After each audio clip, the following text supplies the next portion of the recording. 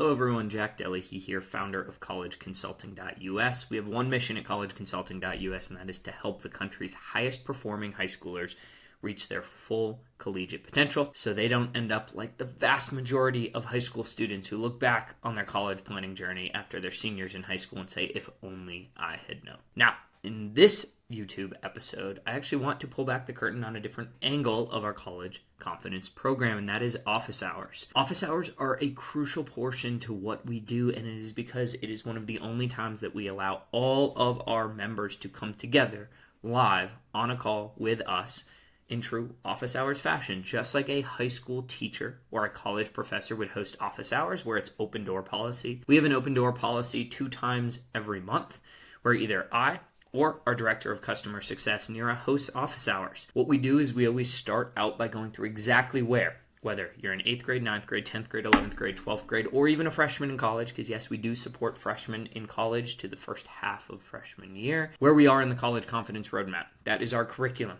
our reverse admissions framework, which guides everything in our program. So what you'll see when I go into office hours here in a second is you'll see me walk through exactly where we are in our curriculum and where we need to be for both students and parents. Then, once I do that, we open it up to whoever is in the office hours room, an open door policy, ask any questions, express any concerns, or honestly just join to listen. The office hours I'm going to share with you was a pretty cool one. To be honest, I started to get all the feels on it because what you'll see is we actually have a room with one student who is a current junior who has lofty collegiate aspirations, and I must say so myself, I think she's going to reach those lofty expectations. And we have a brand new parent. The really cool part of this is what you'll see is this student has fully leaned into our program, our coaching. She is all in, and it's so wonderful to see how that has led to her success so far and just her confidence in her college planning journey. She's able to look around and say, I know my peers might be doing X, Y, Z, but I'm sticking with the roadmap that collegeconsulting.us has given me. And it's amazing to see the smile on her face as she knows what she is doing here in her junior year is the most high leverage activities. The cool thing to see is how I actually, towards about the halfway mark, take a step back. One of our newest mothers has a student who is 1 grade below, so is a sophomore, and she's fairly new to the program, and really, I just took a step back at about the halfway mark and let those two talk, and it was really just special to see our community come together, and a 16-year-old in our program who has been thriving, helping a parent navigate this process. Every once in a while, I jump in to clarify or add some comments, but truly, it was our student helping out a mother who was halfway across the country. And the most unique nature of it was that Ananya, the student, is a junior.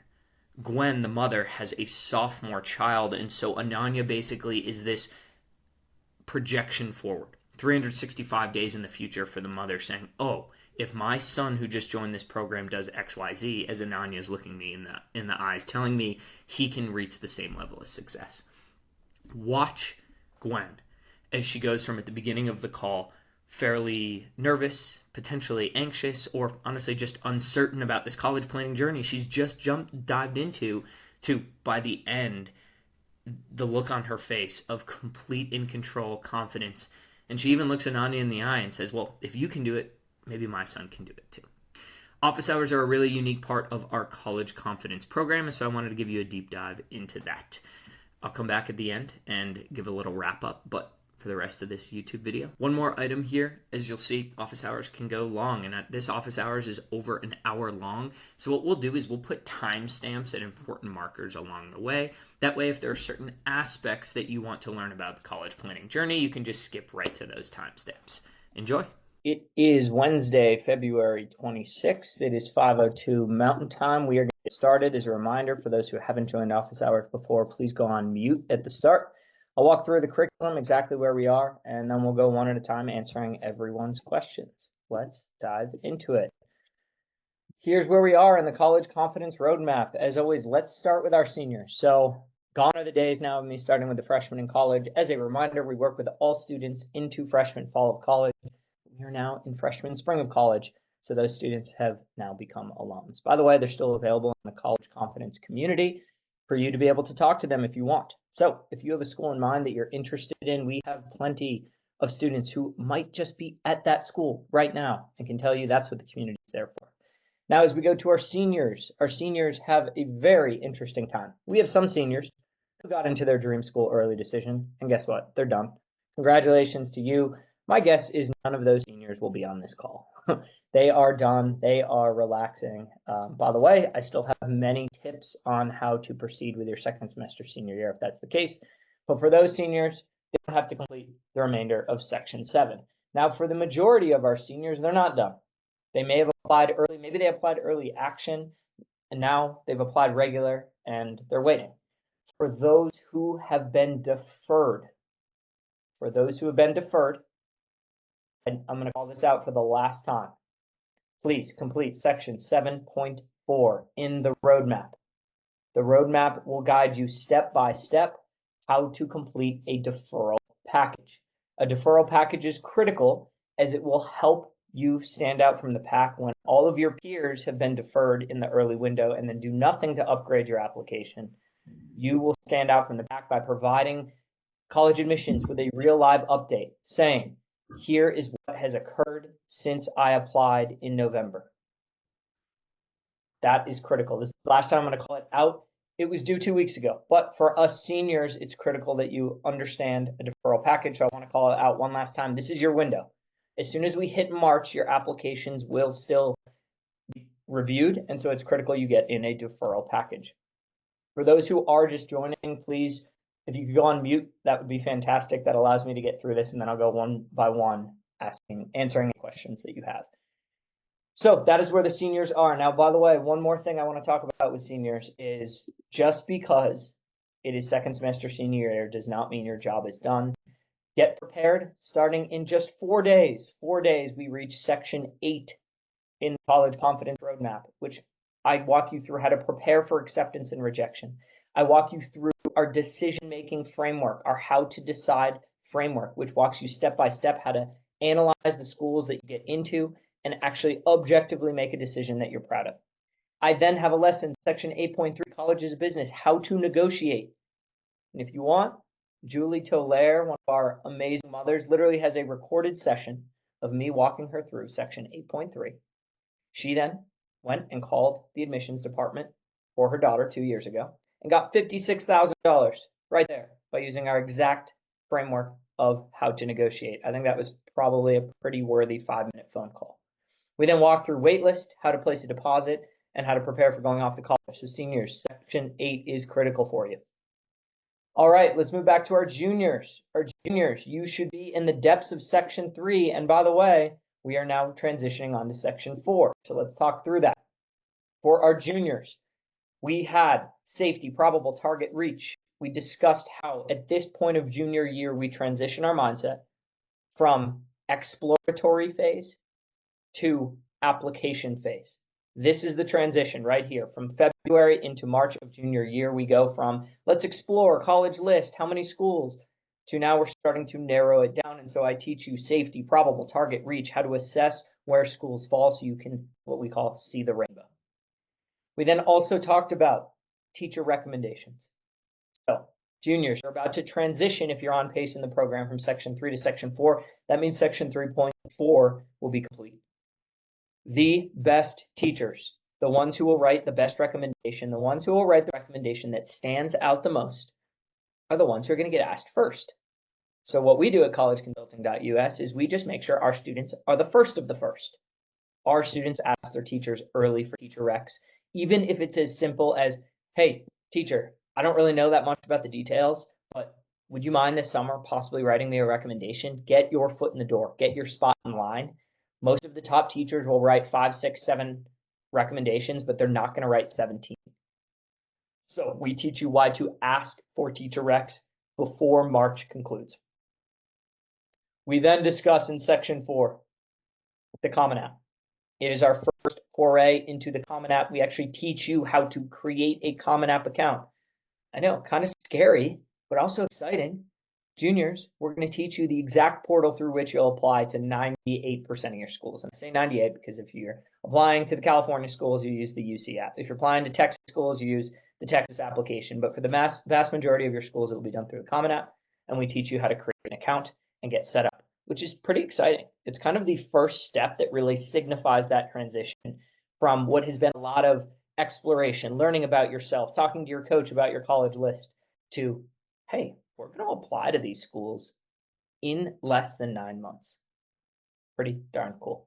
So juniors and seniors, a lot going on. Now let's get to the sophomores and freshmen. Sophomores and freshmen, is always, depending on where you are in this program, you are somewhere in days 1 through 150, or you are somewhere in the Ivy roadmap. In the Ivy roadmap, we have 5 lessons to guide you step by step through elite college admissions tactics. Oh, by the way, in here as well, we paid these Ivy-bound students for their exact Common Apps, including their essays. Now, the goal isn't for you to just copy them. No. The goal is for you to understand what a Stanford-bound student's application looks like and say, oh, okay, I could see how I could transition my application to be something parallel, or a Harvard-bound student, or a Brown-bound student, or a Dartmouth-bound student. We have them all. They're all right there for you in the Ivy roadmap, built together succinctly, 5 lessons to teach you elite college admissions tactics to stand out from the pack when you're applying to schools that have 8, 7, 6% acceptance rates. And for those in days 1 through 150, this is the foundation, folks. This is what it's all built on. We teach you things like study habits and tactics. We teach you why studying in 50-minute chunks is so critical. We teach you how to find your fit, starting with yourself and deeply understanding who you are. We teach you how to build your first school list. But more importantly, as we round out February into March here, we get more and more questions about the following. How do I stand out, and what do I do with my summers? Well, good news for us is how to stand out is section 2.2a and 2.2. Those lessons are the bedrock of how we teach you how to stand out. And section 1.5, what to do with your summers. It's literally titled What to Do with Your Summers. I walk grade by grade through exactly how to prioritize your summers, because what you should do between freshman and sophomore year is much different than what you should do between junior and senior year. So that's a lot, but we obviously have students in every grade, so I wanted to get through it. Here's what we're going to do. It seems like we've got a pretty packed office hours, which is awesome. Love it. What we will do is, if you have a question, go off mute and just say, I have a question, and I'm going to answer them one at a time. Or if you're like, I'm still kind of thinking of my question, you can type in the chat, I have a question. Either works. But either way, we will go one by one in order. And I'll just set the expectation that typically when I have multiple people on office hours, I hold my answers to 5 minutes or less so that I can get through everyone. Obviously, then if we get through the whole thing, I will double back, triple back if you want. I'm here for you. But that just allows it so I don't answer 7 questions for someone and leave someone hanging. All right, so with that said, let's hop into office hours. Whoever has a clear, direct question, go off mute and ask it, or type it in the chat and say, I have a question. Oh, I'm sorry. Hi, Jack. Sorry, this is Gwen. mom. How are Hi. you? Oh, I'm hanging in there. I sent you an email earlier just to respond back to, that different is greater than difficult module that we needed to get there. And, we joined a little later. So we were thinking, yeah. So I preview it just right before this meeting. Okay. And I want Ben to look at it this weekend. Is it okay that we skip ahead? Because as we look towards what to do this summer, I didn't know if we could go out of sequence. I mean, we are trying to hurry up and all. So first of all, Gwen, I'll just tell you, it's been an honor having you in the program. Thank you. It's very obvious you are a caring parent, and it's very obvious Ben is committed to this. And I can't stress enough how important that is for us as coaches. When you meet us halfway, the sky is the limit. Yeah. So just even the fact that you've joined office hours multiple times, you've written to me, it's obvious you care, and it means a lot. The short answer I will tell you is you absolutely can skip ahead. Okay. If there's ever a scenario where you cannot skip ahead, we will let you know. But just so you know, that really won't apply until section 3 and beyond. Okay. Section 3 and beyond are very time sensitive. They're time oriented, meaning I don't want a student to learn how to write their college essay as a sophomore. Oh, right? okay. So okay. we will be very clear what you cannot skip ahead on, but basically any lesson in sections days 1 through 150. Okay. You could technically do out of order, you could do however you want. They're foundation. Okay. And we've made it a point that every Sunday we're going to sit down as a family and go through your modules together. Okay. So do I still need to go through my parent modules then as I move along with Ben? Because I'm kind of seeing the same things, right? It's just I guess it's just a synopsis, what I'm seeing on my end. But I should do both. Here's all I'll say is the parent accountability is designed because most parents, and maybe you're not one of these, most parents aren't going to watch the entire modules as they relate to the child. And so I create kind of summary lessons. Okay. Yeah. So here's all I'll say is if you've actually watched all the actual lessons, that's bonus points to you. You don't need to watch my 8-minute summary video. But I'll just let you know those will still be sent to you, and we will require you to simply submit the form that says that you're following along. Okay, no, that's fine. That's fine. I just thought, do I need to do every time? But it seems like I'm reading the same thing, so that's great. So I'm not done with your module on your different module, but I like it, and we're gonna try and do it soon, simply because summer's coming up and Peter's out, I think, right now. But he's out until next week, but I will just let you know, we've already prepared. If you ask a question in Twist, we will answer it. So okay, we've got his back, but yes, he's out until next week.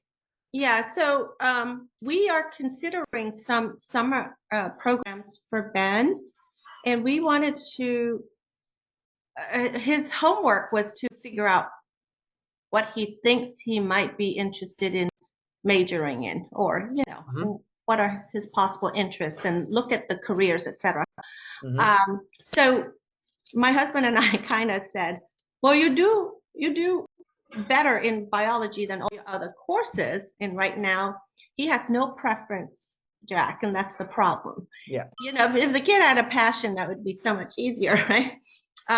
So he's like, whatever, I can do whatever. And so we're like, why don't you try pre-med biology, because that's your strong suit right now, or seems to be, and you like the class. So we're trying to talk him into considering it, and he's like, fine, as long as I won't starve, So what do you do with a kid that just says, I just don't want to starve, that's all, I'll do anything.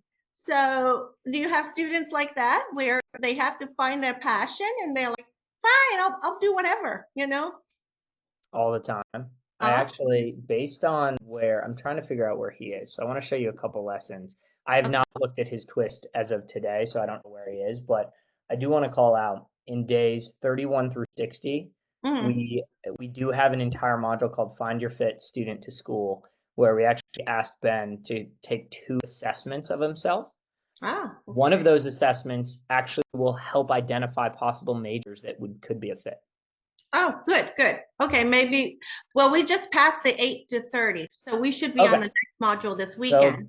So there it is. Then in those, you'll see it's called the My Majors Assessment.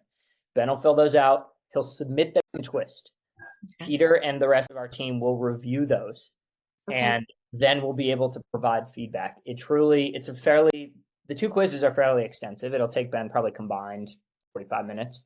But the results are pretty profound, and it probably will teach him more about himself than he knew, but it'll also then allow our team to be able to make suggestions, because we obviously know Ben, but the results of those survey will allow us to know Ben a lot more to really be able to hone in on some of his interests.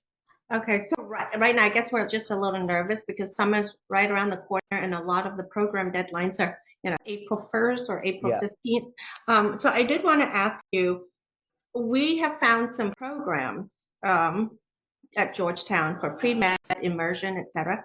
Do you think we should run those by Peter first, or at least go through the 31 to 60 days module, and then don't sign up yet, or here's my recommendation. My recommendation is to have Ben this weekend complete those modules, because without that, I can't look you in the eye and say, I know for a fact that Ben should do X, Y, Z. And Peter can't either. Now, we can trust you, and we can trust Ben if he says, yeah, I'd be interested in pre-med, but the results of those of that survey does not lie. And so it'll be helpful for us as coaches to be able to help like motivate you to take the next step if we see that. Once that's submitted and we review it, then we can talk about next steps. And certainly we've had students who do immersive programs and they're very successful. At the most part, I want you to know an immersive program, what it'll do is it'll help Ben determine if that path is something he's even interested in. Mm-hmm. The good news for you, I want to like ease some of your concerns, is he's a sophomore, not a junior. And what I mean by that is the goal of this summer, and if you actually, I'll give you another hint if you want to skip ahead to this module, but I literally have a module in 61 through 90s called What to Do with Your Summer. Okay, I need to look at that too. Okay. And I'll tell you, the goal between sophomore and junior year is much more about determining a possible path that you would enjoy. Yeah. And the goal between junior and senior year is much more about impressing college admission. Yes. Okay, that's good. That's a relief because I think we're still in the exploratory phase. And that's why we're like, oh, you don't know if you would like medicine, then why don't you try this program? There's also a program to volunteer at a hospital nearby, but we're like, we need to check with your team to see if that's even worth trying, right? So we'll go through that, give all the feedback, and then hear back, and hopefully we'll make it in time for the deadlines. And would Peter also be able to look over the applications for him? Like he has to write a couple essays. Absolutely. So our program covers 100% of anything you could even relate to college. And a summer program certainly relates to building your college profile. So we will absolutely review that. Awesome. I don't want to take anyone else's time if anyone else has questions. I do have follow-on questions. So I'll just take a minute in case somebody wants to jump on. Okay, fantastic. What I'll do is I'll go to Ananya and then I can come back to you, Gwen. Okay, thanks. Absolutely. Hi, Ananya. Hi, how are you? So great to see you. How are you doing? I'm good. Very busy. Very busy. We've got like BPA this weekend, DECA next weekend, and an SAT in the middle of it. So. Wow. Yeah. Okay. Yeah. Well, so it's great to see you. Thanks. So I have two quick-ish questions, I think. So my first question is like the SAT for my school, like the free one is next week. But like in complete honesty, like I haven't studied that much for it because I took the August one and I got a 1540. So I was like, it's not really a priority right now because I have a lot of other things going on. So I was like, I was just gonna take it. But I was just wondering, is there any like potential negative effect that if my score goes down just because I haven't been like actively studying for it, so I'm not like in the SAT mindset, you know? It's a really good question. All right, so and here's why it's such a good question. The general answer is no, it doesn't matter at all. Okay. Okay, so and like that still is going to apply. Okay. But here's where your situation is so interesting. A 1540 is a very elite score. And now, could your application chances at a Stanford increase if you got a 1570? Like, yeah. But 1540 is in that zone of elite. And so it's borderline given your exact situation. So let me just tell you a little bit more, and then almost we can kind of come up with a decision together. Okay. The general answer is no. You could literally take the SAT 7 times. Nobody cares. They're only going to look at your top choice, and that again is basically true. However, is it like a cherry on top to the Stanfords of the world? Remind me, like, what's your top choice score? Stanford. Okay, yeah. Is it a cherry on top to be like, have you only taken it once? Yeah, I took the August one. I just took it once, got a 1540, and that's it. I'm not gonna lie, it is. But would they even know that I only took it once? So then there's the other question. They would only know if you took it once if you reported it. Currently, I only know of one place that asks you, that's like a top school that asks you to report all your scores, and that's Georgetown, right? Yeah. Okay. Oh, you look at you. I did some research. There you go. So let me do this. Hold on. This is really borderline, and I guess the good news is, to be honest, whether you take it or not doesn't really matter. Okay. You're in this program to help get more definitive answers. So I think what I'm going to do is I'm going to make a note of this. Okay. We've added some new college coaches to our team, Okay. one of whom has worked inside UPenn's admissions department, Vanderbilt's admissions department, like we're talking top schools. Yeah. And I'm just going to, I'll CC you, I'll CC your parents. Okay, perfect. I'm going to ask him if he has any thoughts. Okay.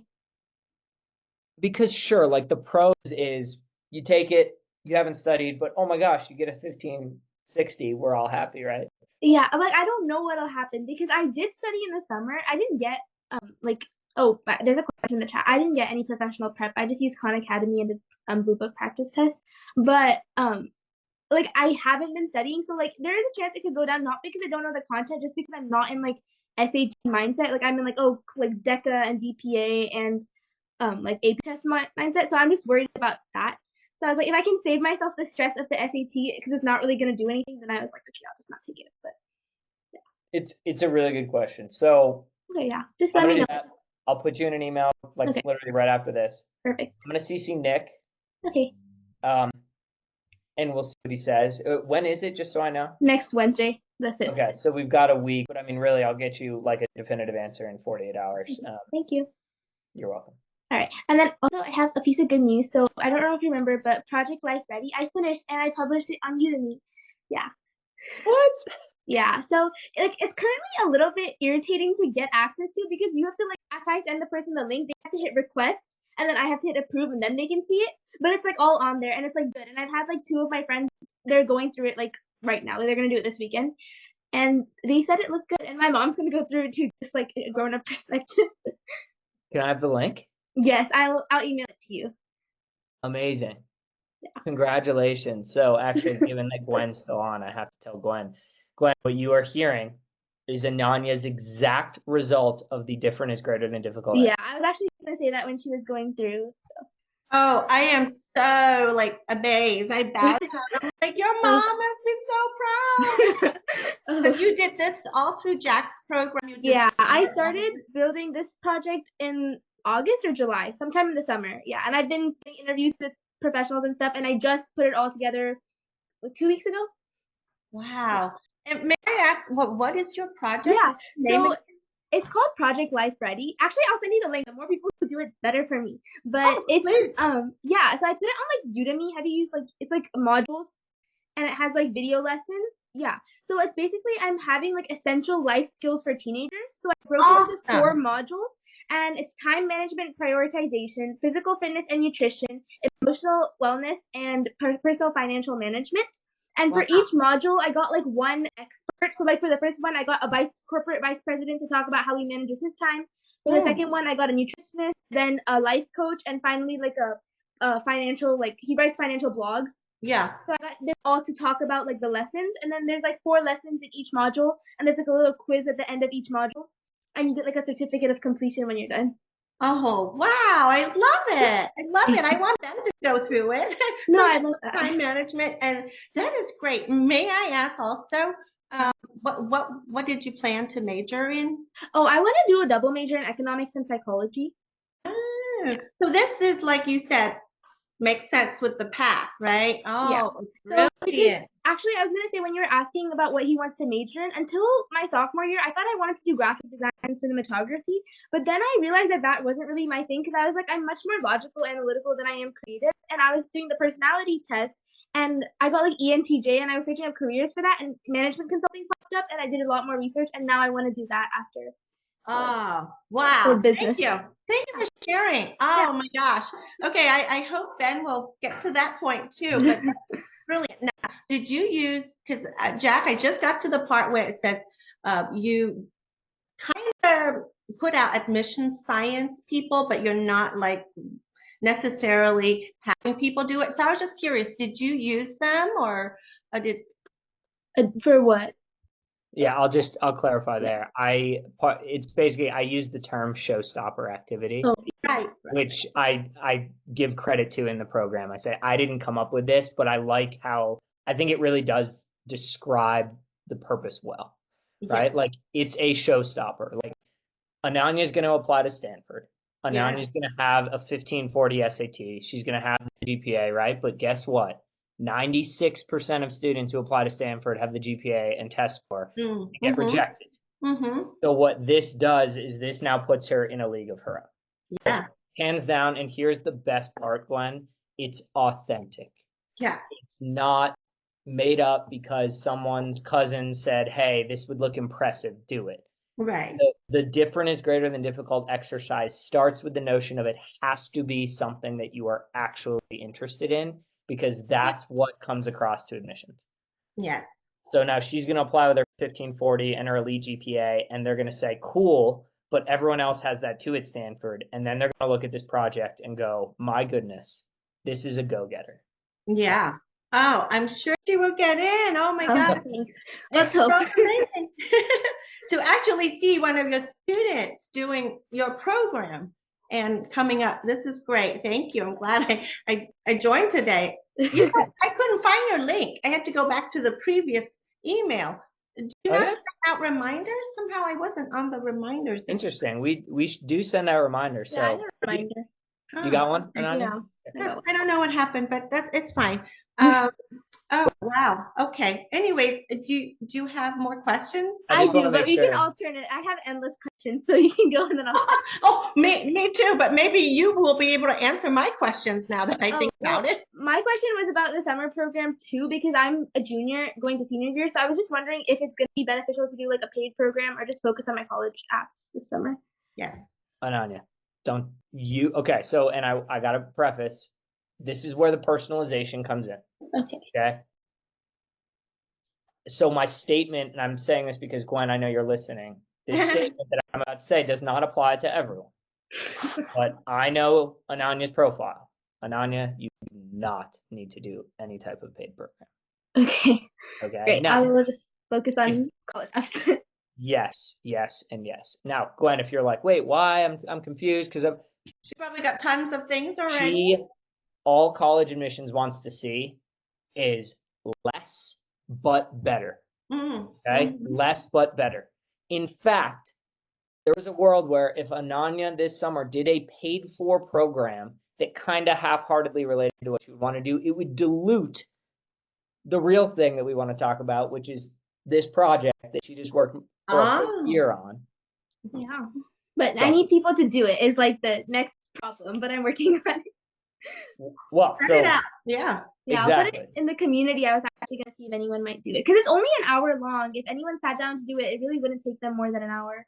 Okay, so first of all, hands down, I'm going to do the whole thing. All right. Oh, please. That'd be amazing. Oh, absolutely. Are you kidding me? What an honor to have one of my students who like fully embrace this program, right? Because I have a lot of students that join this program and a lot of them do commit, but it's a range. I have some of them who say they're going to and they do it less, but like you are at the end of the spectrum of you actually did it. And it's just so darn cool to see the result. And I'm telling you, it's authentic. It's going to drastically help students. When I was in high school, I didn't know what a credit card was. Like, it's going neither to did I help. before I did this.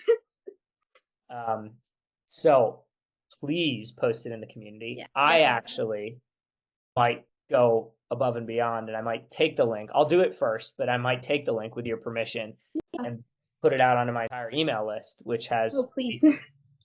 only with your permission. Yeah. I also have to figure out how to make it a little better, like user experience, because you have to like make an account and then you hit like request, and if I approve, then you can see it.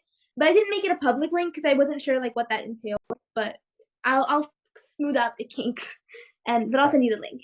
Yeah. And then I would love to put it on my newsletter, and I mean that goes out to 8,000 people. So wow. Okay. Great. Oh, the least I can do. Are you kidding me? Also, by the way, like I'll just tell you, talk about marketing for myself, because it's like, hey, here is literally a real live student that did the program and look at the result. Yeah. Well, mutual benefit. Well, may I ask, so you don't think like a paid program in something would help at this point? Not for Ananya, right? For Ananya, there is zero need for her to do a paid program. Wow. But to be clear, for students who are younger for students who have less of a defined path already. Paid programs are honestly a great way to determine what you might be interested in. Yeah. Also, sorry, just to interject, I did do a paid program last summer. I went to Brown for 2 weeks. Yeah, I did like a neuroscience behind decision-making course. It was a great experience. Yeah, I was just wondering this summer specifically because my mom has all these travel plans and I have all the college app stuff to do, so I didn't want to like shove it in there if I didn't need to. No, thanks for sharing that. But last year it was really fun. It was a paid program, so I don't know how selective it was. They might have just let everyone who paid in, but it was a really great experience, like going away for 2 weeks and being in that environment. Did you talk about it in, or will you be planning to talk about it in probably. I haven't thought about it too much yet, but probably. Oh, okay. I mean, is that still related to her path? Well, it's the neuroscience behind decision making, and my path is kind of into behavioral economics, so like business with a little bit of psychology, so it kind of ties in. Oh, well, that's smart. Wow. She's already set. She can make the connections. Yeah, because that's where we are. Because my Ben is a 10th grader, and we're trying to explore. And we're like, is it worth exploring, or is it just gonna, look like a paid program, and it's not gonna matter much? You know what I mean? But it's still good if it helps him to decide whether he wants to do medicine, right, or not, or something like that. I'm guessing. Still, we will go through your program and see where he lands. But I did want to ask, does your school require like AP research or anything? My school? And yeah. Oh, no. They don't have any AP requirements. It's just whatever you want to take.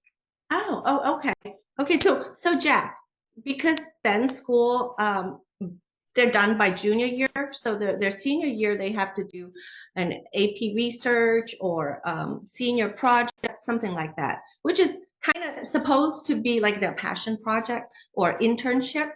So I wanted to ask you, like, is a research paper, like, does it matter anymore? I feel like everyone is gonna do it, so it may not look like anything special, but still, if you don't do it, it doesn't look good. Or what do you think? Is it mandatory for the like through the school? Well, if you want to get the higher degree, they have like 2-3 levels of degrees, like your basic degree and then your honors degree and then your whatever advanced honor degree. Okay. Yeah, I'd recommend you do it. I mean, that just falls into the category of like, at the end of the day, there's still the single most important factor in college admissions, right? We can talk all about it is your high school grade. Yes. And your transcript. So if there's something he can do that the high school requires and he hasn't done it, yeah, they're going to say, okay, well, the top schools in Stanford, if you go to their admissions office tomorrow, guarantee you someone's going to raise their hand and say, so academically, what are you looking for? And they're going to look the whole room in the eyes and they're going to say, we want you to get the best grades in the hardest classes. Yeah, that's literally, I actually went to Stanford in October and they literally said almost that. Almost. Yeah. They were just like, we're looking for your rigor and for your excelling performance in rigorous, something like that, something along those lines.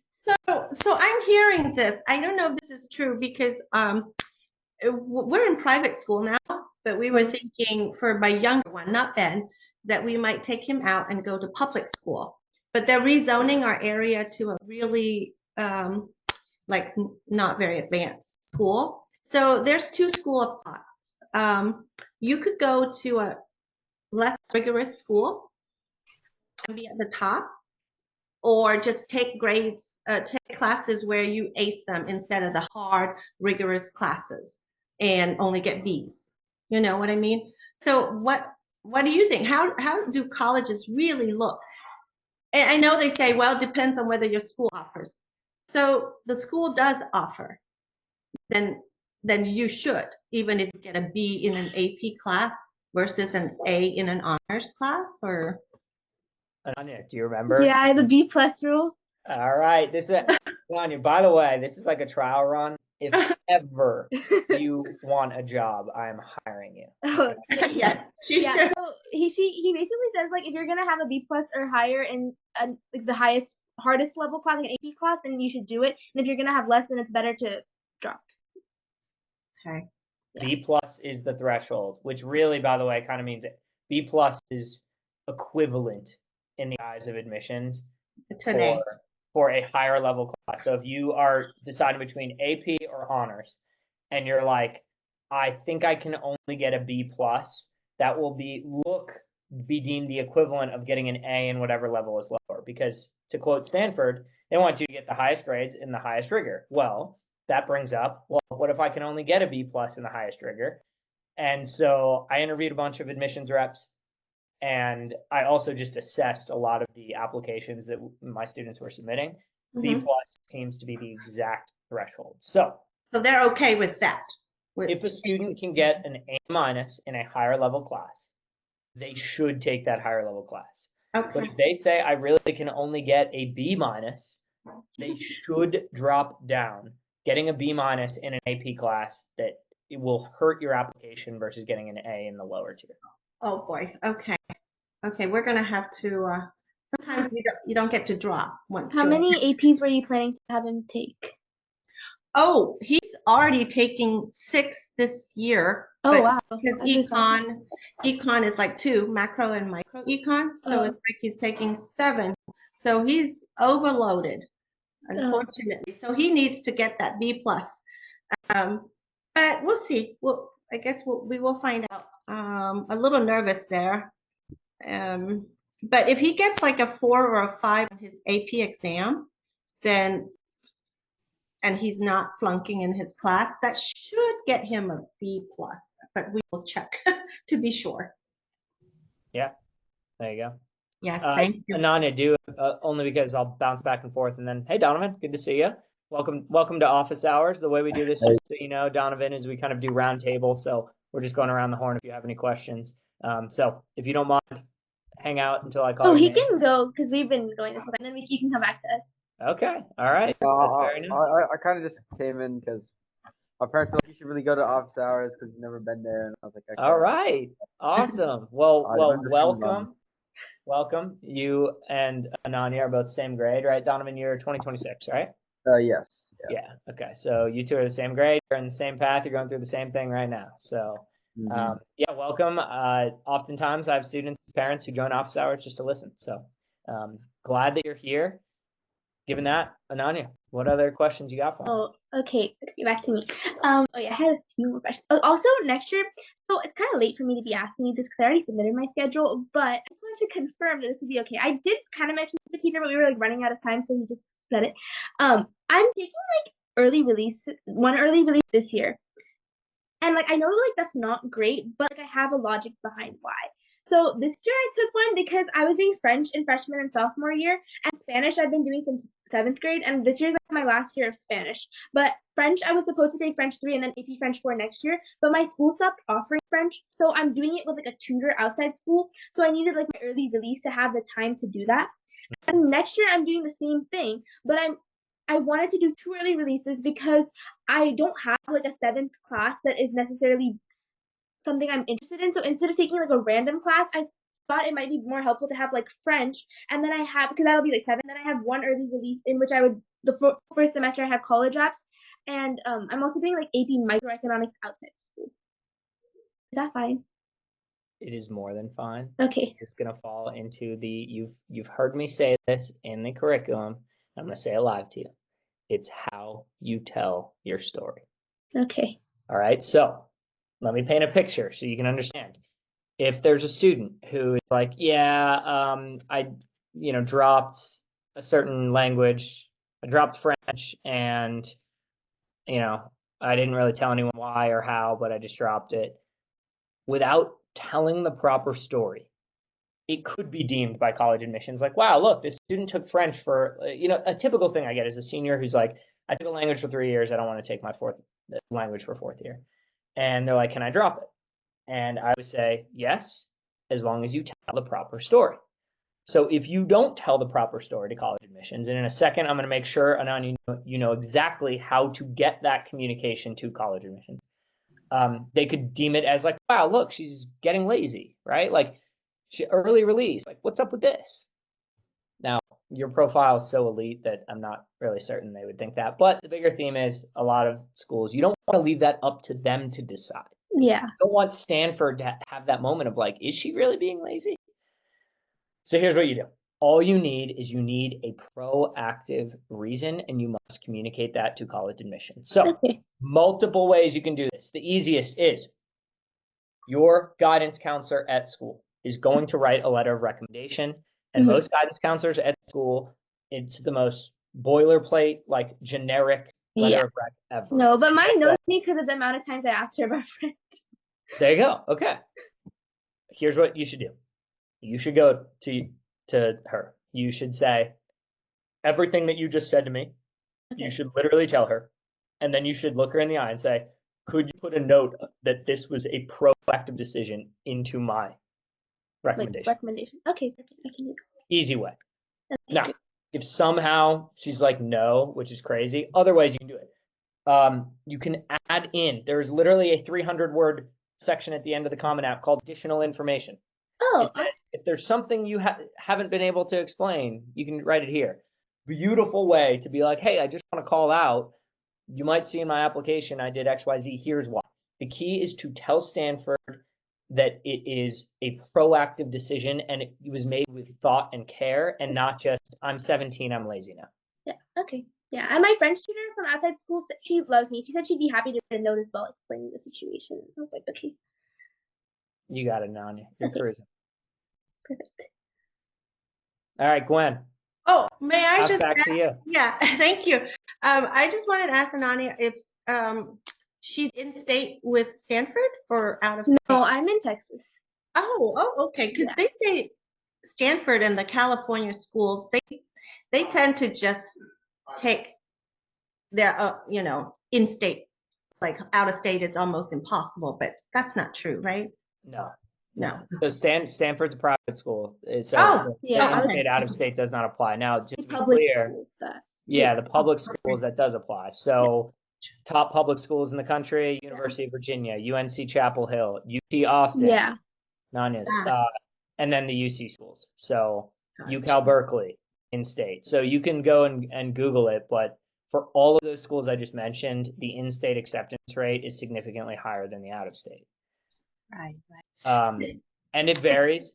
I believe legally, so here's how this works. When it's a state school, you literally, some tax dollars go towards the school to finance it, et cetera, which is why it's their way of giving back to the state, who's in essence paying tax. Mm-hmm. I believe, I'd have to check, it varies state to state, but I believe the minimum allowed in terms of a school's a class size has to be 67% in-state accepted. So what that does immediately is it shrinks the out-of-state Mm-hmm. admissions rate. Now they vary, like UNC Chapel Hill is super high in state. I believe they're up to 85%, and it's really hard. But just to bring this back, Stanford, just because it's in California, it is a private school, so none of this applies to it. Yeah.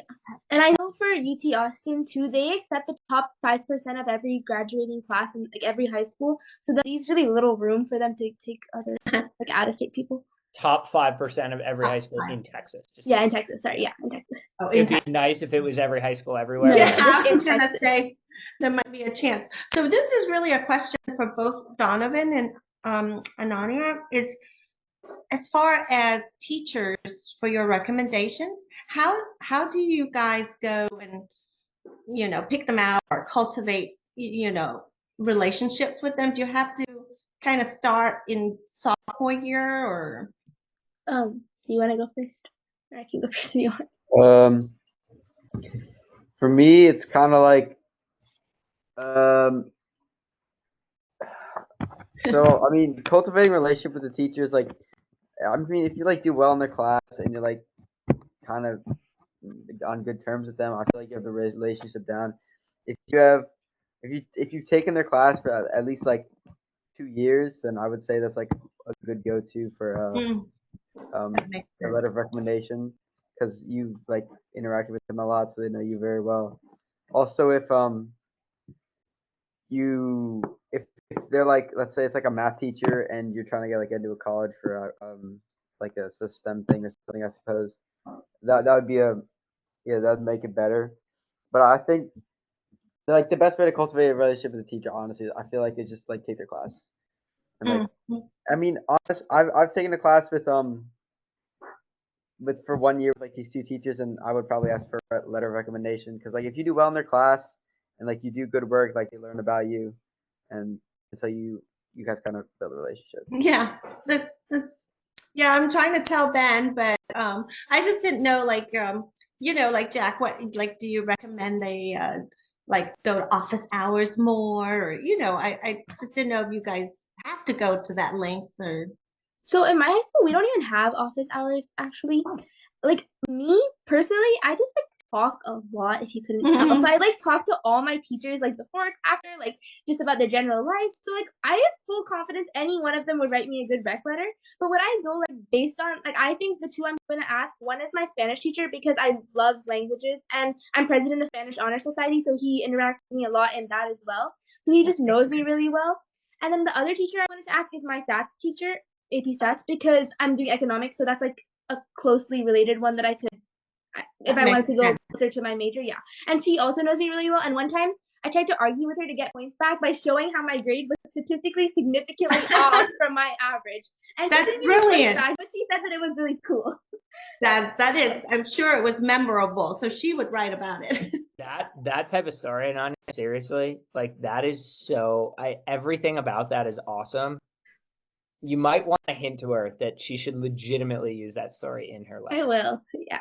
Like that's a powerful story that obviously shows that you're extremely Mhm. thoughtful, detail oriented, and you want to succeed, which by the way are the exact qualities Stanford wants. Yeah. Gwen, just to not get lost here, as you can imagine, because this is how I coach, I have a whole lesson in the roadmap called teacher recommendations. Yes, okay. We will have to go and look at that too. Yeah. It's now what I want to call out is it's in your first section, section 3. So this is designed to be viewed junior year, but your question is appropriate. And then it's like, how do I cultivate relationships? I'll just kind of fast forward and tell you what you're looking for in a teacher rec, and then you can kind of think about reverse engineering it. So teacher recs, here's the way it goes. Every single student is guaranteed to get a letter of recommendation from their high school guidance counselor. That's guaranteed. Every high school guidance counselor must write one for their students, which is interesting because, to be honest, most high school guidance counselors don't really have a relationship with their students. Now, Ananya seems to be an anomaly there. I certainly did not have a strong relationship with my high school guidance counselor. What that means is typically that letter of rec is average. It's not what typically moves the needle. What moves the needle is then the 2, and yes, it's typically 2 academic teacher recommendations. The priority that you want in your teacher recommendations is ideally those 2 teachers come from a core 5 subject. So math, science, English, social studies, or language.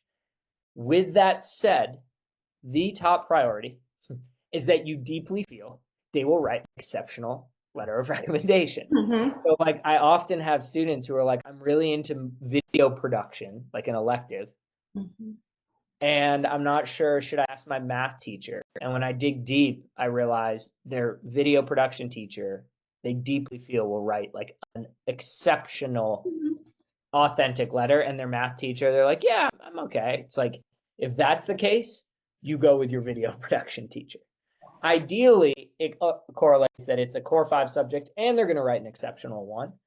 But the big thing that you want is you want a teacher that you deeply feel you have a strong relationship, so they're going to write an exceptional letter. Like you've just got to put this in perspective of, I'll keep using Stanford because it's Ananya's go-to, but when Stanford slaps Ananya's application on their desk, which in this point is going to be in like 8 months, which is crazy.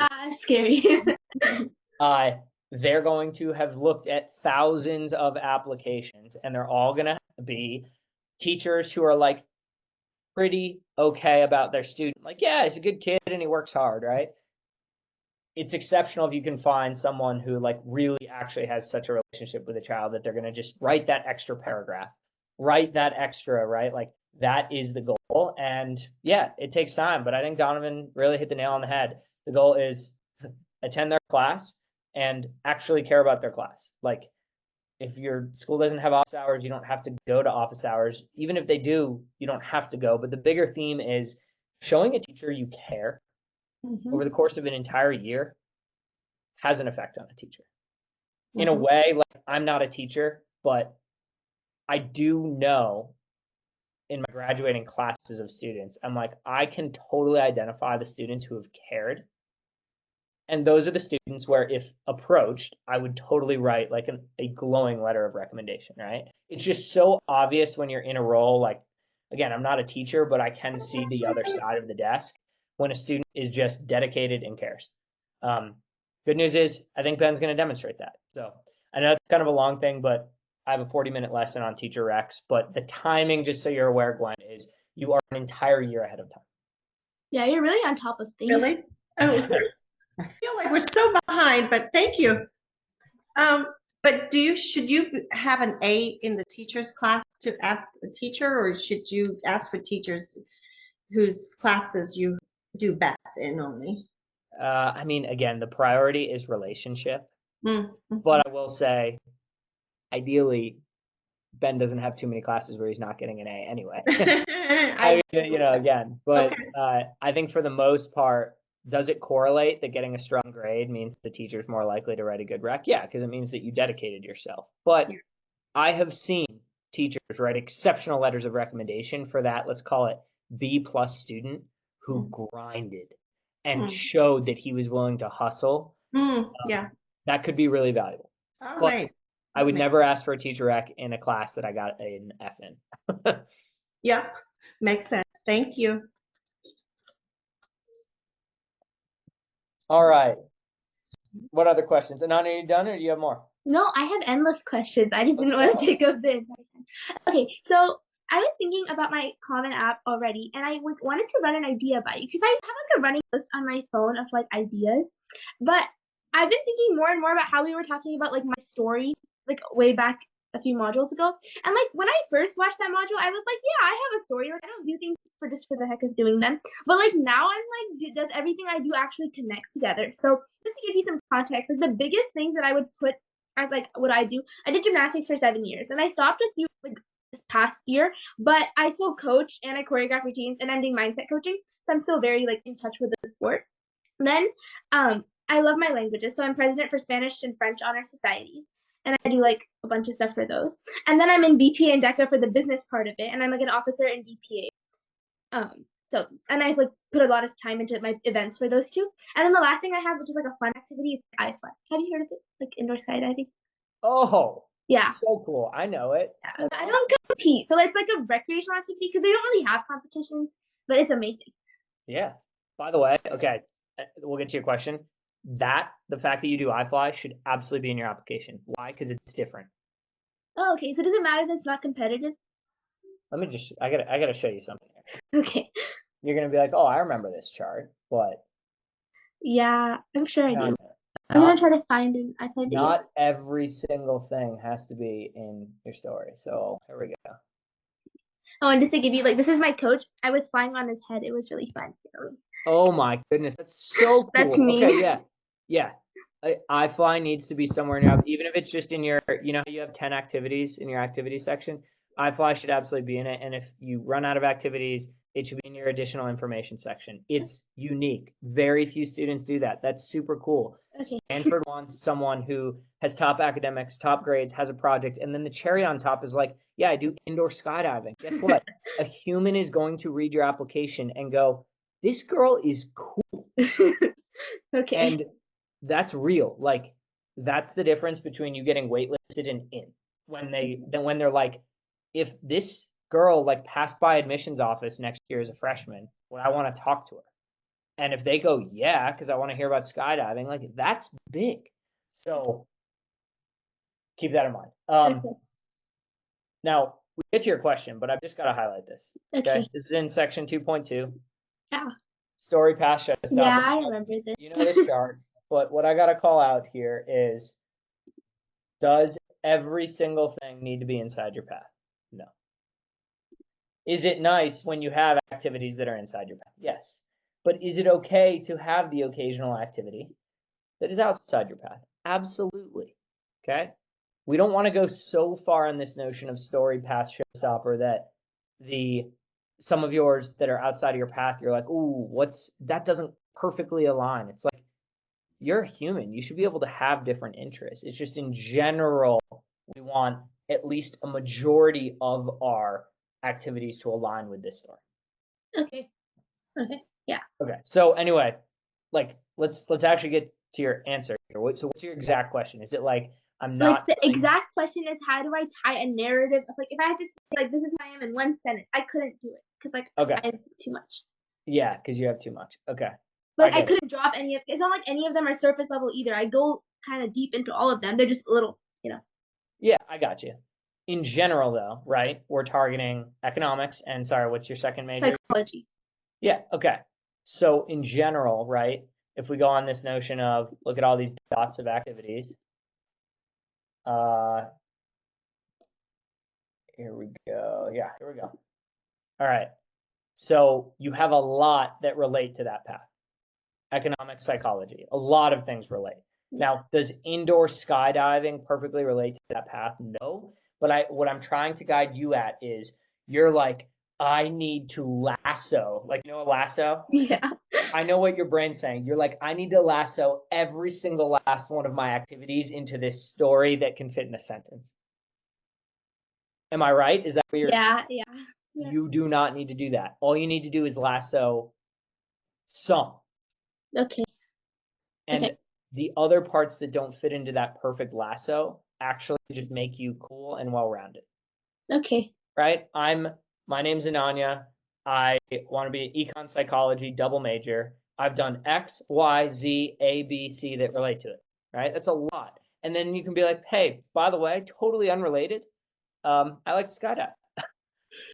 And in a way that actually is even better because they're gonna laugh. They're gonna be like, this girl has character. This girl like is willing to take time to do things that aren't perfectly aligned with her story that's for college. So I hope that makes you feel better. Yeah, it does. I was a little stressed out. The story's critical, but not everything has to perfectly fit in that story. In fact, I would beg to say that some things outside of that story make you a more well-rounded applicant. Okay, thanks.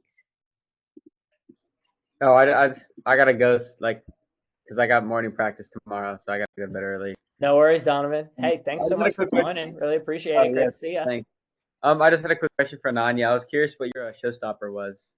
Actually, you can do it too. That'd be great. It's called Project Life Ready. I basically made like an online course with like modules. Like, have you seen like Coursera? It's kind of like that. Yeah. And it's like essential life skills for teenagers as we transition to adulthood. And the 4 modules are time management and prioritization, physical fitness and nutrition, emotional management, and personal financial foundations. Oh, wow. Yeah. That's really and cool. I have like a few video lessons inside each one. And I had like experts do little like videos with me where they kind of explain how to tackle all of those things. So you like made the whole thing? Yeah, like I did research, I made slides, I got videos from experts, put them all together, made like quizzes for each module, and tried to keep it all under 1 hour so people would actually do it. Yeah. That's actually really cool. Thanks. Nice. I'm gonna be sending it out to the whole group so we can all accomplish it. Great to see you, Donovan. Thanks so much for joining. Yep. What was his showstopper activity? I forgot to ask. I was just curious. I was curious about his too. I was like, he had to rush off.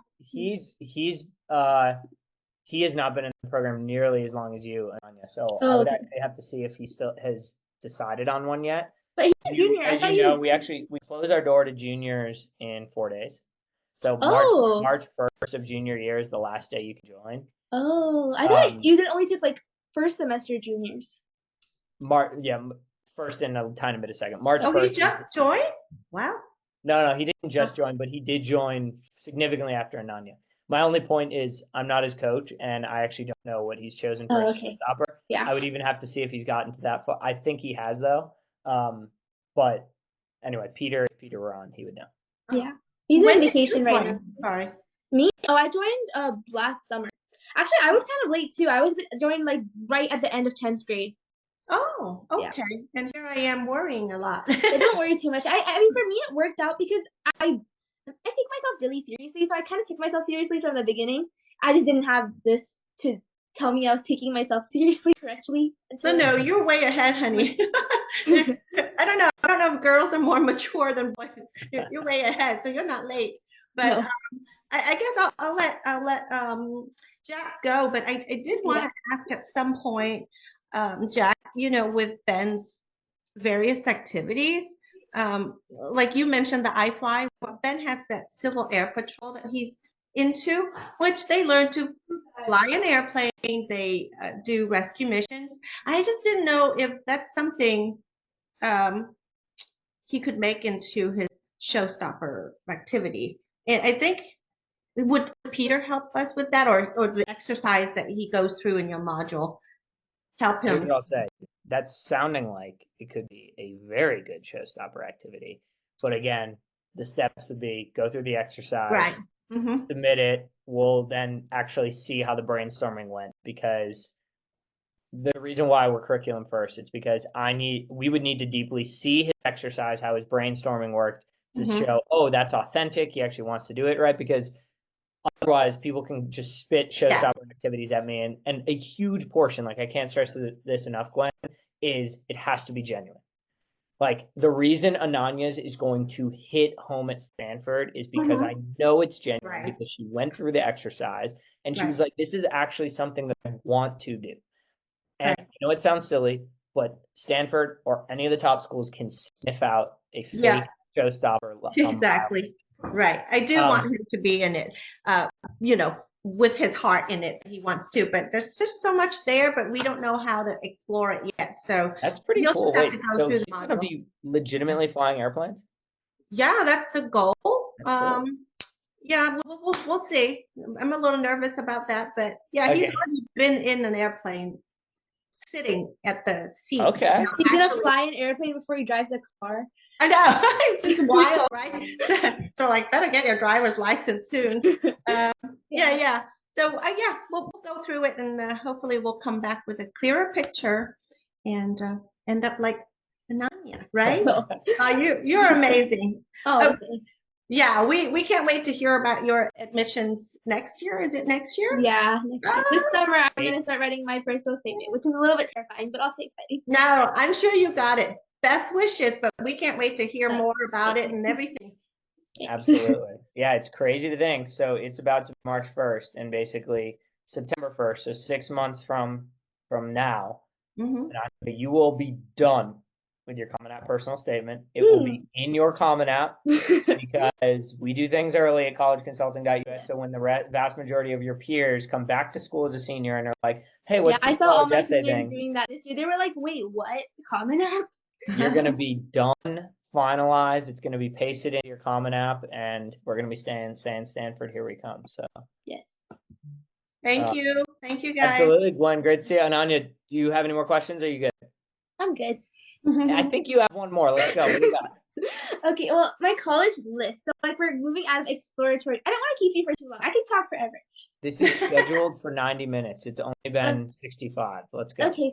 So for my college list, like, we're going to like what is it? Like, cutting it down to like safety, probable, target, reach, right? So I have like a not really that much of a unique situation, but like a little bit of a unique situation in that because I'm top 5%, get auto admit to UT Austin, and it's not auto admit to McCombs, which is like the business school, but it is auto admit to like liberal arts, and econ is in liberal arts for whatever reason.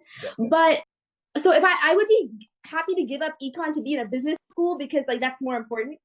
But I was thinking if I put like I can rank majors, so I put like a McCombs major, then I put econ as my backup major. So then like we're saying worst case scenario, I go to UT for econ, which is still like not even that worse of a worst case scenario, you know?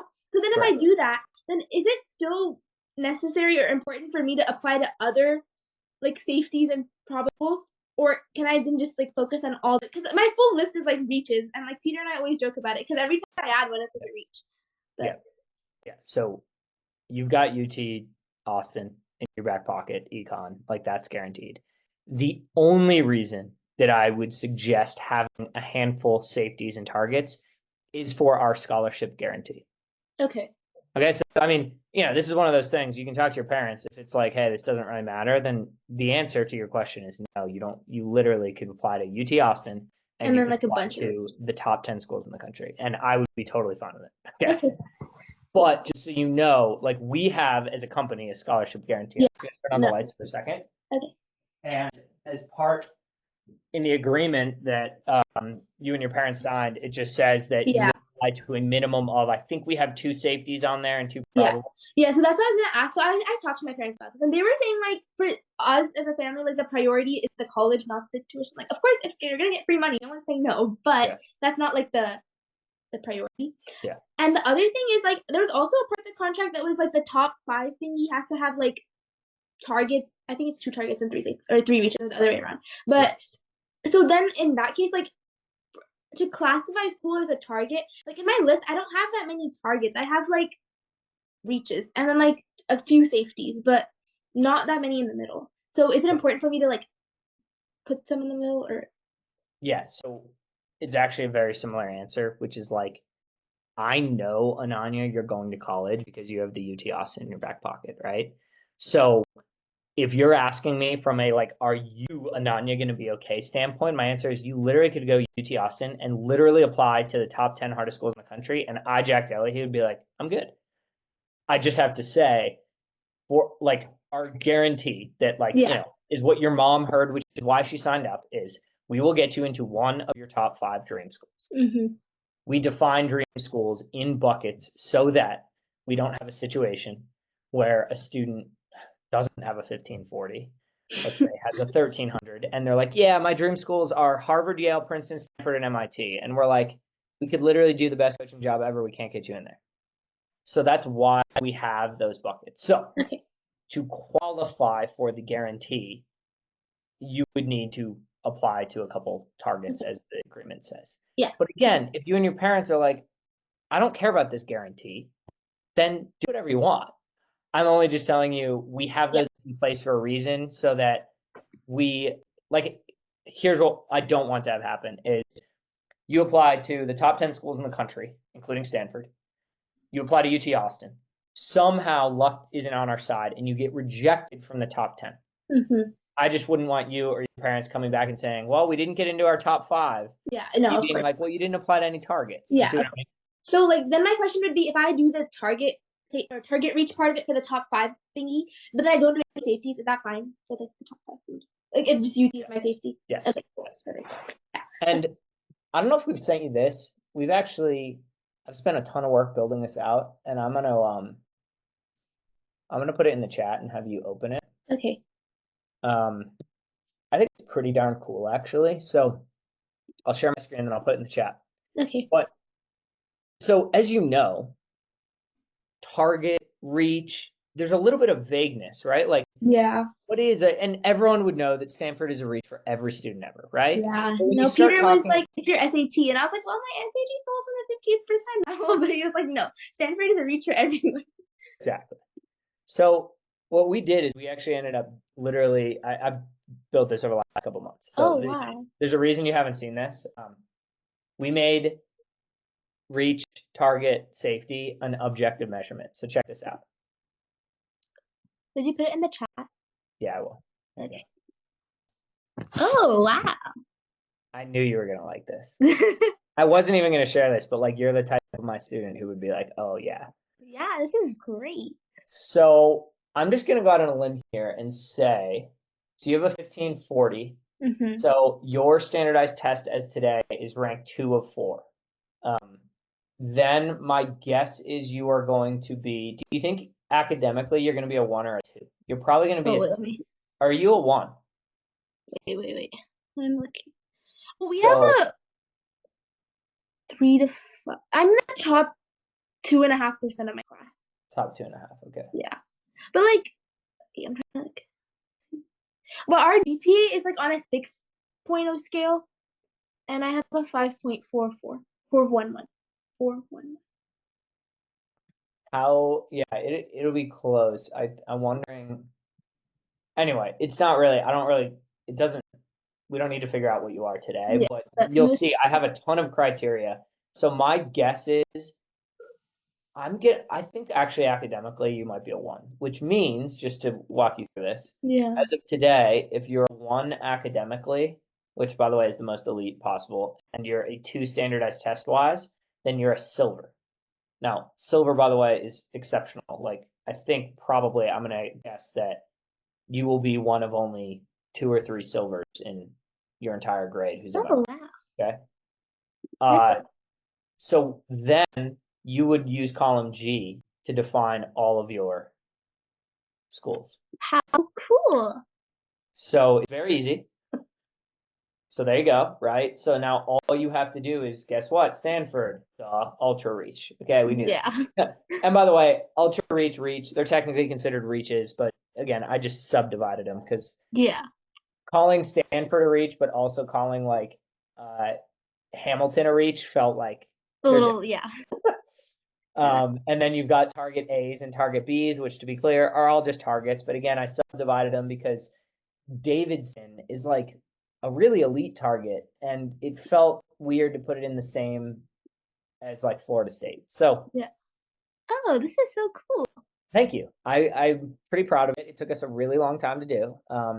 But now you can just know your column G, and if hypothetically you take the SAT and you get a 1600, you would move to column F.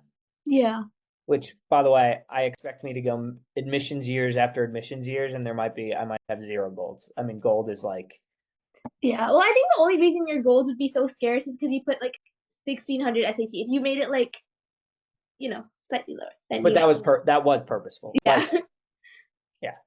Anyway. Do you have anyone who got a perfect SAT score? ACT. So Jack Beecher. Yeah, I know he got a perfect ACT, but. Yeah, he got a perfect ACT. And then SAT, that's interesting. I would have to look. I believe one of my students last year who actually is at Tufts right now, I believe Anna Hollenbeck got a 1600 on her SAT. Wow, nice. Yeah. Very rare, but it can happen. But yeah, Jack Beecher, I believe, got 0 questions wrong on the ACT, which is crazy. That's cool. Yeah. Okay. Oh, can I just interject with the SAT help? You guys have somebody you mentioned, right? Our group that could help with SAT prep? Yep. So I'll actually put this in the chat for you. I'll just drop our entire preferred partners document. This is every single person and company that's on here, Gwen. It's the most recent link in the chat. Thank you. See, they're labeled by SAT help, ACT help, essay writing help, summer help, FAFSA help. Every single company on here I have personally vetted or met with the CEO, and I can tell them I vouch for them. The one at the very top, Tiger Way Prep, is Larry Chung. Larry Chung is who I do webinars with quarterly. Oh, yeah. He is fantastic.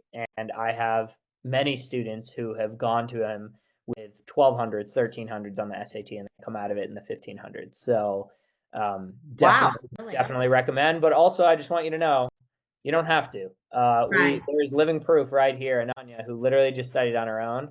So I never want to push that on people, but this preferred document might help you. Yeah, and if I could just point out, if he's a sophomore, right, your son? So if he hasn't started studying yet, I would highly recommend going through Khan Academy and doing like every single question, like easy, medium, and hard. Even if you don't watch all the videos, just do all the questions and then take a Blue Book practice test. And if you're already like at a really high 1400 or 1500, then you're like, no, you don't need to waste your time and money like doing something else. If you're still struggling after that, then you can like think about all the Khan Academy. And Khan Academy is completely free, and it's like College Board's partner for SAT, so like they're teaching you the right stuff. Yeah. But did you find the new digital SAT hard or? I never took the paper SAT, so I can't really compare it to the old one, but I thought it was good. Like. Yeah, obviously. Thank you. But yeah.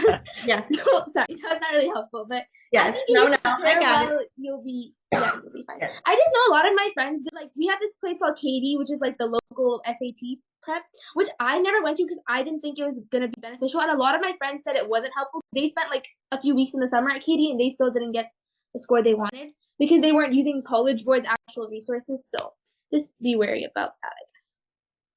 Thank you. We've been doing with like C2 method learning for a little bit, but I'm not quite sure where he stands right now. So just have him do a practice test on Blue Book, or if you go on like Princeton Review, they give you a free digital SAT, so you can just do that too.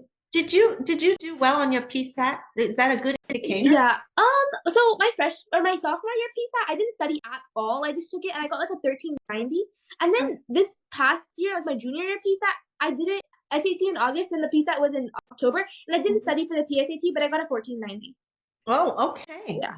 So maybe maturity or a little bit more education helps? Yeah, I SAT is more about your technique than your actual content. Because it's like not that, the math isn't that complicated. It's like algebra 2 at the most. Yeah. It's just like if you have to know it well. So if you like don't understand why if you don't understand the concept, you just have memorized formulas, you're not gonna do any, like you're not gonna know. Because sometimes it's not just like factoring. It's like if P was a constant, then like what would P be to make this no solution? So you have to understand like what it means to have no solution. Yeah, I know. He's taking calculus, and I'm like, it's the reading comprehension that gets him every time. I bet you read a lot. I do. Yeah, see, that's where he needs to get better. The SAT and ACT, for that matter, is much more about quizzing you on your ability to take the test than deep knowledge. Ah. Okay? To be clear, the SAT and ACT basically quizzes you up to 9th grade curriculum. That is it. So when students come to me and they're like, I'm in 8th grade, should I take the SAT? I say, wait, because 9th grade, you will learn things that will be on the SAT. However, once a student finishes 9th grade, all of the possible questions, the realm they have covered in high school, it really comes down to, did you practice adequately to learn how the test is set up to do, I know it might sound simple, but to do things like not run out of time. Yeah, exactly. Like things, it is much more quizzing you that you have studied how to take the test, which is why I talk about when there's leverage points in college admissions. Okay, leverage, right? Like what small actions can we take that have big results? The highest leverage input for output is standardized testing. Now, high school academics have the largest output, but guess what? They have a massive input. 4 years of high school. That's a lot. Whereas standardized testing has such a short input, right? If you ask Ananya, her actual, like going from, I studied for the SAT, I took the ACT, I got my 1540, I'm basically done. Was like 4 months tops, 3-4 months. Yeah, I know. That is a high leverage point, and I truly, deeply believe any one of my students in my program, maybe not worldwide because some students are different, but who I accept in my program have the actual knowledge to legitimately get 1500 and beyond. And that's kind of why, like I'm not a crammer. If I understand something, like I know my content. I might never refresh it, but I know it. That's why I was asking him if I should take the SAT again, because I haven't been in practice mode. So I'm not like as fresh on my test taking as like for the SAT specifically. It's not that I don't know the content. I'm confident that I still know it. Yeah. I don't think you'll have a problem, but do you recommend getting better than 1540, Jack? A question that I get all the time. So much of it, right, depends on, first of all, where you're striving to go to. And so, you know, for the top schools in the country, does a 1590 look better than a 1540? Like, I would be lying if I said no. But I also am a coach who, it wasn't that long ago, I was a teenager, and I understand something called diminishing marginal returns. And sometimes the effort it would take to go from, let's just use an Anya, 1540 to a 1560, I want to tell her to go like enjoy her life and be a teenager. And oh, by the way, there are other areas of her application she can work on. There's no perfect score. There's no like, oh, if you get a 1550, that's it, and then you're good. I can't tell you that. It's a scale. In general, it seems to be that the top schools in the country, if you want a test score that's like, okay, solid and in our area, it's 1500 plus. So like, and below that then becomes that's a little bit of a detriment. Ananya's obviously 1540, so she is totally in the sweet spot for Stanford. But again, this is why I'm actually going to go back and ask my college admissions team who works in ultra elite admissions departments, or did, to say, what are the pros and cons here for Ananya? Because if she goes and takes this test and happens to pull off a 1600, of course it'll help. But I also don't want her to, be spinning her wheels. Like a 1540 is exceptional, and she needs to know that. I know, like everything, there's no black and white, but no. I wish there was. That'd be so helpful, but no. But I'm sure she could take it again, and not even practicing, might even do better. Who knows? Well, who knows? But like he said, it might even look cooler to be like, I only took it once and I already Like not Yeah, like I did it good. 3 times and then got my 1540. That's true. That is true. Yeah. So just so you know, and I haven't forgot that. It's literally on my Okay, sticky note. perfect. Get an email tonight with your parents and next CC, and we'll get you an answer. Awesome. Thanks. Okay, that's it. I don't have any more questions. Are you sure? Yes. All right. All right. Well, Gwen, Ananya, pleasure having you on. Thanks for making office hours great this week. Really fantastic. And Ananya, I am dead serious about this. Like the way you just helped, honestly, kind of coach Gwen and like tell her your experience. Thank you. I'm gonna hire you. Oh, great. So No, I it's love talking. I'm happy to talk to anyone. I mean, you know, I've hired my best students. Like Jack Beecher is now on my payroll. Melina is on my payroll. Like my top students, the ones that actually deeply do the program. And oh, by the way, you know, Jack went to Dartmouth, Melina went to Vanderbilt. Like the Yep. program works. And yes, if you happen to go through the program and you know you get into Stanford during your summers when you're like, I need a summer job, I will absolutely 1,000% hire you. I will keep that in mind. Oh yeah, I would love for Ben to be able to talk to Nania. She's amazing. She's just gonna get him to really think about stuff, I guess. Oh, thanks. Thank you. All right. Well, great to see you both. Thanks so much. Have a Bye. great rest of your day. You too. Bye.